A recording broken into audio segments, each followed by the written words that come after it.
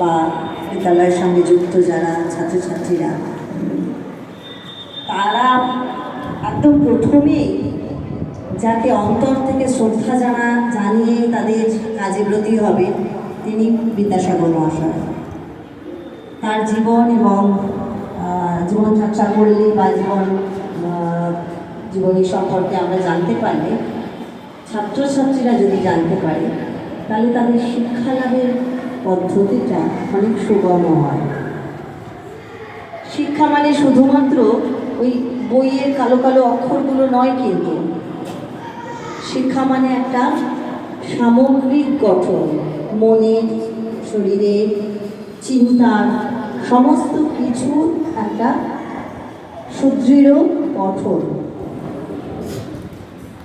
সেটা লাভের জন্য বিদ্যালয়ে আসা যেমন জরুরি, তেমনি যে প্রকৃতির মধ্যে আমরা আছি সেই প্রকৃতিকেও পর্যবেক্ষণ করা খুব জরুরি।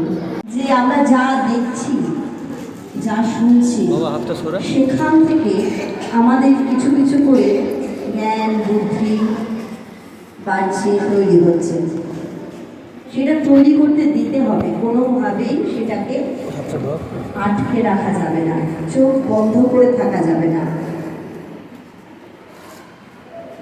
বিদ্যাসাগরের যে অবদান শিক্ষাক্ষেত্রে, বিশেষ করে এই আজকে আমি যে এখানে দাঁড়িয়ে আছি বা আমরা যারা মেয়েরা, মানে 9.5 ক্রোশ। ইংরেজিতে কি এটা 1 আর এটা 9 বাবা? বাবা বললেন, হ্যাঁ। ঈশ্বর মনে মনে ঠিক করলো পথে যেতে যেতে ইংরেজি অঙ্ক শিখে ফেলতে হবে। হাঁটতে হাঁটতে আরেকটা মাইলস্টোনের কাছে এসে থামলো। সেটিতে লেখা 10 মাইল, মানে 5 ক্রোশ। ঈশ্বর বলল, বাবা আমি ইংরেজি অঙ্ক চিনে নিয়েছি, 1 থেকে 10 পর্যন্ত শিখে ফেলেছি। বাবা বললেন, সত্যি সত্যি শিখে ফেলেছ? পরীক্ষা করে দেখা যাক তাহলে। 9 নম্বর পাথরটি দেখিয়ে ঠাকুরদাস জিজ্ঞেস করলেন, হ্যাঁ রে খোকা, এটা কত বলো তো? ঈশ্বর বলল, 9। 8 নম্বর পাথরটি দেখিয়ে জিজ্ঞেস করলেন, এটা কত? ঈশ্বর বলল, 8। 7 নম্বর লেখা পাথরটি দেখিয়ে ঠাকুরদাস জিজ্ঞেস করলেন, এবার বলো এটা কত? ঈশ্বর উত্তর দিল, 7। ঠাকুরদাসের মনে এবার সন্দেহ জাগলো। 10-এর আগে 9, 9-এর আগে 8, আর 8-এর আগে 7। হয়তো ছেলে ইংরেজি অঙ্ক চেনে না, নিশ্চয়ই চালাকি করে উত্তর দিয়ে দিচ্ছে। বুদ্ধি করে তিনি 6 নম্বর পাথরটি।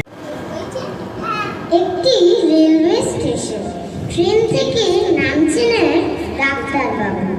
ওনার হাতে একটি ছোট্ট ব্যাগ। ও ব্যাগ সহজেই হাতে করে নিয়ে যাওয়া চলে, তবুও ডাক্তারবাবু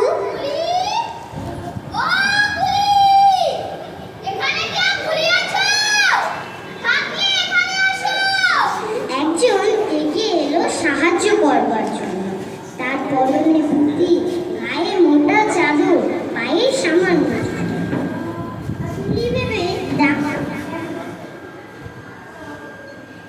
কুলি ভেবে ডাক্তার তার মাথায় ব্যাগ তুলে দিলেন। লোকটাও ব্যাগ নিয়ে স্টেশনের বাইরে দাঁড়িয়ে থাকা ডাক্তারবাবুর পালকিতে পৌঁছে দিলেন।